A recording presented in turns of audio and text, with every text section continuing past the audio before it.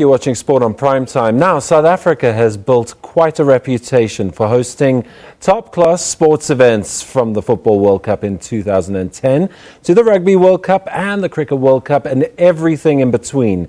An exhibit currently on at the FNB Stadium is documenting South Africa's hosting prowess.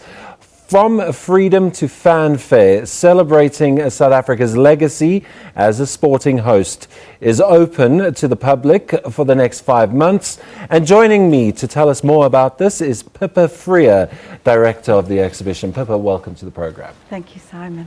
Right, so it's an interesting concept for an exhibition. Tell us how it came about. Okay, so primarily we started as an organization trying to look at ways and means of documenting actually football, our football legacy. Right. And our football history. Anyway, moving on from there, and post 2010, my colleague and very dear friend, the late Dr. Lapili Tanyani, you know, we used to meet once a month and sort of try and talk about ways and means of which we could actually build a legacy program. And we realized that the one thing that we did really well was host an amazing 2010, the biggest event in the world, Yep. sporting event in the world. And I don't know, we just kind of thought, you know, it's the one thing that we do really well. We host amazingly successful sporting events, from international World Cups, for the rugby, cricket, and various others. And we also host amazing homegrown events, such as the Comrades. It trickles down Comrades, to, the Argus yes. and all of those. So then we looked at, you know, I think we've got something like over 80 sporting codes. Yeah. And each one of them have hosted an international competition of some sort. But we couldn't obviously do them all. So we had to look at which events impacted most on our community. Right. And so the concept was born. And we said, okay, we need to celebrate, since the dawn of democracy, 1994, our amazing ability to host successful international competitions. Brilliant. So that's the concept. Now, yes. Explain to us, is there an entrance fee? Where it's at the FNB Stadium, yes, in the stadium precinct? Yes, it is.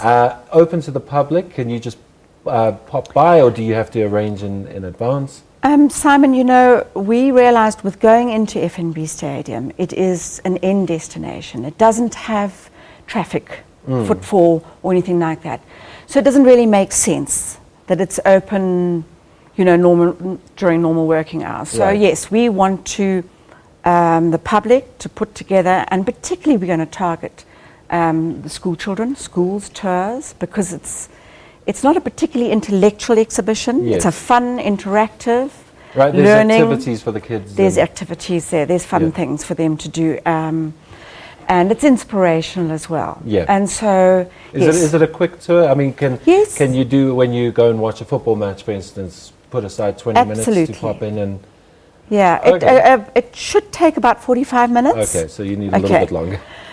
It's about 45 minutes, the whole tour, because there are things like these quizzes that come up on the iPads. There's also a Batak installation.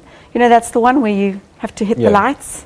Okay, yes, yeah. And jump around. Yeah, people quite like that one. Okay. But now, you touched on something, the South African Football Museum concept that this was born out of. When do you think we're going to get a South African Football Museum? Because we've got a rugby museum, and I know that it's very, very popular. It's quite a tourist attraction down in Cape Town. When does South Africa get a football museum?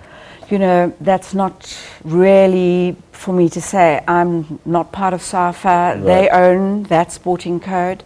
And then there is obviously Sport and Recreation South Africa, the department. And I know that it was something that Prof Singh, who spoke at our opening, he mentioned that they are making headway in putting together a full-on sporting so site. Something with more permanence. More permanence, but you know, that is not the space that we own. Right. Our space is purely an exhibition, which we would very much like to have a permanent home resting place within the National Institute, you know, Legacy Institute or Museum or whatever they're going to call it. That would be really great. but it's not really for us. So you've got 5 months now, from now to, for 5 months that this exhibit's going to be open for. Are you targeting any sort of big events within that time frame, or is this kind of just, to see how it goes? No, what we do want to do is we want to expose this exhibition to as much of South Africa as possible. It's quite expensive to move it and stuff like that. So yes, we'll go and speak to the city of Cape Town, and we'll go and speak to the city of Durban. And I think sport and recreation might help us with something towards going towards the Commonwealth Games and that. We just, we want people to see it. It's a celebratory exhibition, and it's fun, and it's something that we all can be proud of. And have you found there's an interest from the other cities in the country for something like this? We only just opening up discussions now, so time will tell. Yeah. So well, it's exciting times for you guys then. And I'm sure we're going to pop through and have a look. I think we had our cameras there today, and they all enjoyed themselves. I believe so. Pippa Freer, thank you very much for joining us. Simon, thank you for the opportunity. Brilliant. Thank you. Right now, the Mandela family has arrived in Durban ahead